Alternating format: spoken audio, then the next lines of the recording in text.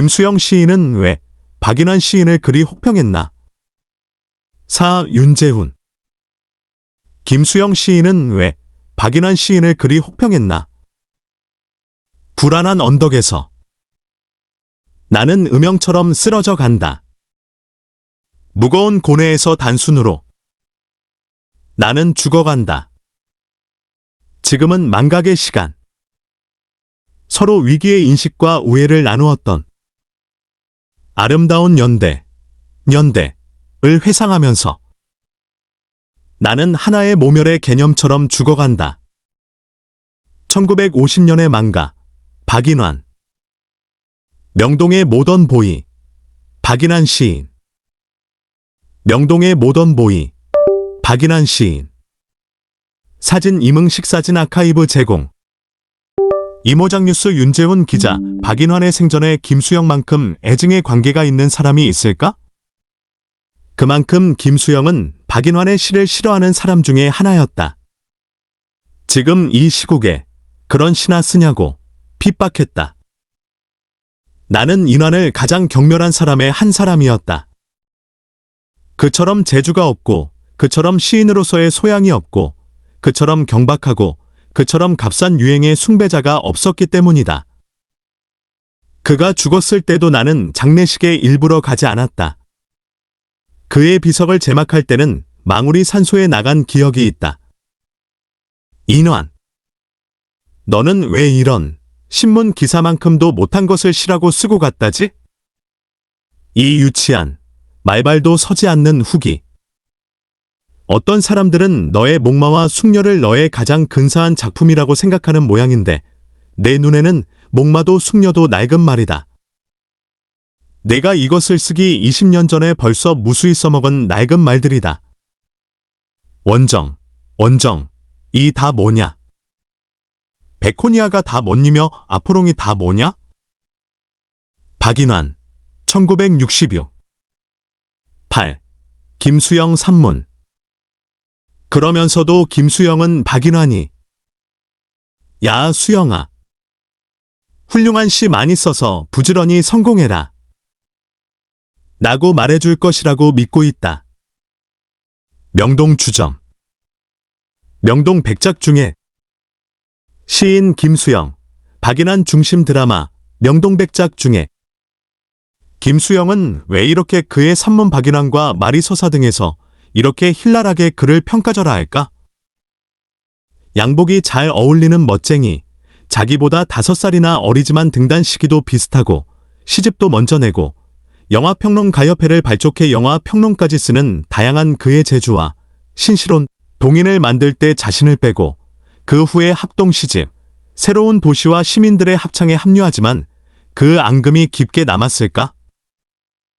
여기에 김수영은 포로 수용소에서 나온 뒤 어느 날 박인환이 보여주는 시를 읽게 되었는데 작품에 쓰인 어색한 낱말을 지적하자 박인환이 이건 내가 포로 수용소 안에 있을 동안에 새로 생긴 말이야. 박인환, 김수영 라고 무안을 준 적이 있는데 김수영은 박인환의 그런 언행을 싫어하면서도 시어에 대한 열정만은 인정했다. 박인환 시인의 시는 과연 김수영 시인의 우려처럼 그러기만 할까? 새로 발굴되어 경향신문 1950년 5월 16일자에 실린 그의 작품을 한편 감상해보자. 한국전쟁 발발 한 달여 전에 전쟁과 자신의 운명을 예감한 듯한 정조다. 불안한 언덕 위에로 나는 바람에 날려간다. 헤아릴 수 없는 참혹한 기억 속으로 나는 죽어간다. 이 행복에서 차단된 지폐처럼 더럽힌 여름의 호반, 석양처럼 타올랐던 나의 욕망과 예절 있는 숙녀들은 어디로 갔나? 불안한 언덕에서 나는 음영처럼 쓰러져 간다. 무거운 고뇌에서 단순으로 나는 죽어간다. 지금은 망각의 시간. 서로 위기의 인식과 우애를 나누었던 아름다운 연대를 회상하면서 나는 하나의 모멸의 개념처럼 죽어간다. 1950년의 망가 박인환. 박인환 그 세월이 가면 중공 박인환 거리의 조형물 시인의 품으로. 사진 인제군청 제공. 이용섭 평론가는 말한다. 박인환 시인의 감상주의와 허무적 제스처를 단지 시적 한계로만 바라보아야만 될까? 우리 시사에서 전란 중의 피폐함과 전후의 상실감을 박인환처럼 잘 형상화한 시들이 있었을까? 미래에 대한 전망이 불투명한 시대를 살다간 전쟁이 끝난 지 3년 만에 생을 마감한 불행한 시인에게 넌 왜 그렇게 허무해? 너의 시는 너무 감상적이야. 라고 몰아붙이며 자꾸 시어를 문제 삼는 것은 너무 가혹한 처사가 아닐까? 시인 박인환 작고 60주기를 앞두고 새롭게 발굴한 시 2편을 포함 모든 작품을 수록한 박인환 전 시집 검은 준열의 시대. 특히 그의 시에 나오는 검은 신에 대해 주목할 필요가 있다. 검은 강, 불행한 신, 검은 신이여 등이다. 그에게 있어 시는 전쟁의 폐허 속에서 호소할 수 있는 유일한 탈출구가 아니었을까? 김수영 시인도 그가 일본말에 서툴고 우리말조차 잘 구사하지 못하였지만 다방면에 관련된 용어들을 멋지게 구사하는 것을 보고 흥미를 느꼈다. 해방 후 그가 학교를 그만두고 종로구 낙원동에 마리서사라는 서점을 열고 예술가들의 아지트로 만들었을 때 김수영도 수입한 책들을 구경하거나 헌책을 팔려고 그곳을 드나들었다. 훗날 김수영의 부인이 된 김연경의 추억에 따르면 그곳에서 박인환이 사주는 짜장면을 어울려 먹기도 했다. 그러는 동안 김수영은 박인환이 일본의 전위 시인들에게 관심이 많다는 것을 알게 되었고 그의 습작시를 읽기도 했다. 그가 일본말에 서툴고 우리말조차 잘 구사하지 못한다고 여기면서도 식물, 동물, 기계, 정치, 경제, 의수학, 철학, 천문학, 종교와 관계된 용어를 멋지게 쓰는 작품들을 보면서 흥미를 가졌다. 여기에 영화 평론을 하며 영화평론협회까지 만들어 한국 영화에도 큰 애정을 보이는 영화인 재능까지 보게 된다. 맥문제 안양대 교수는 김수영이 박인환 관련하여 5편의 산문과 1편의 시에서 호명한 것은 그를 좋아했었던 듯한데 이런 폄하 발언들은 아마도 라이벌 의식이 아니었나 진단하기도 한다. 또한 김수영은 좋아하는 책을 보고 나면 집에 두지 않는 버릇이 있었다고 한다.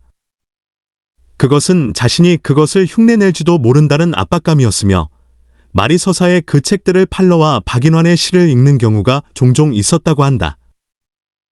특히나 박인환은 외국에 대한 지식도 많았으며 파격적인 시어를 즐겨 썼으니 그런 것들이 김수영에게 영향을 미치지 않았을까 하는 생각이 든다고 한다. 김수영은 그가 마리서사를 만들 때는 초현실주의 화가 박일영이 마리서사를 꾸며주고 많은 도움을 받았다고 한다. 그는 극장 간판을 그리며 생계를 유지하고 있는 화가였는데 그로부터 진정한 전이 예술과 모더니즘, 세상을 진단하는 예술가의 양심 등은 배우지 않고 겉멋만 들었다고 본다.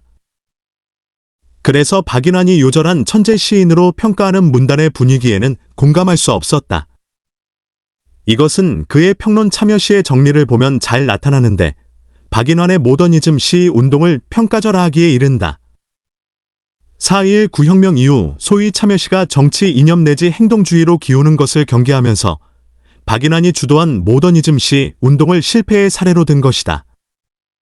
그러면서도 김수영은 좌우 이념의 구별이 없고 글 쓰는 사람과 그 밖의 사람들의 문명이 아니라 인간성을 중심으로 어울릴 수 있는 마리서사를 마련해준 면에서는 박인환의 모더니즘 시 운동을 인정했다. 또한 새로운 시어의 사용에 대한 박인환의 열정도 인정했다. 명동백작 이봉구 소설가 고 박인환의 시비를 세우며 친구를 그리는 리봉구 소설가의 액글은 속삭임을 원문 그대로 감상해본다.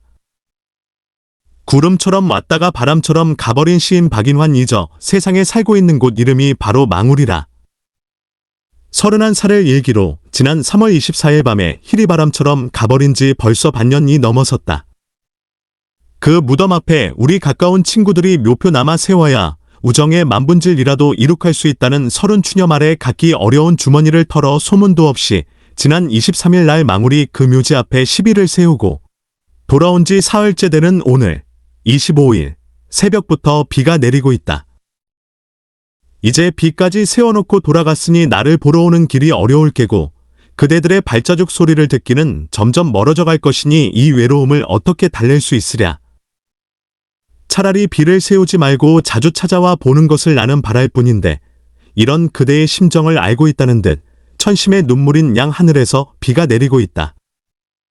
한식날에 가서 때를 입혀놓고 왔기에 때가 사람 무덤을 성장할 줄 알고 있었는데 이번에 가보니 때는 없고 알몸에 이름 모를 잡초가 대숲처럼 자라나 우리 가슴을 아프게 하였다. 아무리 시름을 잇는 그 이름 그대로 망우리 묘지라 하더라도 어쩌면 들 국화 한 송이 볼 수 없는 부모의 지대라는데 우리의 눈시울은 한층 더 뜨거워 올랐다. 이럴 줄 알았더라면 자주 와볼 것을 그러나 이것도 마음뿐이지 인생의 고해 속에 절버덕거리며 사느라 너무나 경황이 없어 해가 뜨나 달이 지나 명동거리에서 우리는 술을 마시고 다시 취해 그대를 생각하며 비틀거렸다. 무덤에 길길이 자라난 풀을 벌초하고 나서 비를 세우고 우리는 그대가 생전에 좋아하던 쪼니 워카를 그대의 무덤 위에 뿌리고 다시 비에다 뿌려서 적셔주었다. 그리고 나머지 술은 그 자리에 모인 친구들이 돌아가며 마신 후 비 앞에 서서 우리 비문에 새긴 그대의 시 세월이 가면을 울면서 노래 불렀다. 지금 그 사람 이름은 잊었지만 그 눈동자 입술은 내 가슴에 있네. 바람이 불고 비가 올 때도 나는 저 유리창 바깥로수 그늘의 밤을 잊지 못하지. 사람은 가고 옛날은 남는 건 여름날 호숫가, 가을의 공원 그 벤치 위에 나뭇잎은 떨어지고 나뭇잎은 흙이 되고 나뭇잎에 덮여서 우리 사랑이 사라진다 해도 지금 그 사람 이름은 잊었지만 그 눈동자 입술은 내 가슴에 있네. 내 서늘한 가슴에 있네? 그대 말대로 세월이 간다고 해서 그 사람 이름을 진정 잊을 수 있을까? 그러나 누리는 사랑이 사라진다 해도 그 눈동자 입속은 우리가 서로 앞서거니 뒤서거니 명동을 떠나 죽어가 그대와 만나는 그 순간까지 우리 가슴 속에 있을 것이다. 부행하면서도 멋진 시인의 일생을 마친 박인환의 유택문전에 비가를 세우고 돌아온 우리 친구들 가슴 속엔 인환 그대의 곡 인양, 가을비가 퍼붓고 묻벌레가 대개 사람이 살아있다는 것은 무엇이냐. 이제 새삼스레 무상이니 허무니 소리쳐볼 흥분도 나지 않으나 너무나 아득하고 야속한 길인 것만 같아 우리는 견딜 수가 없다. 1956년 9월 25일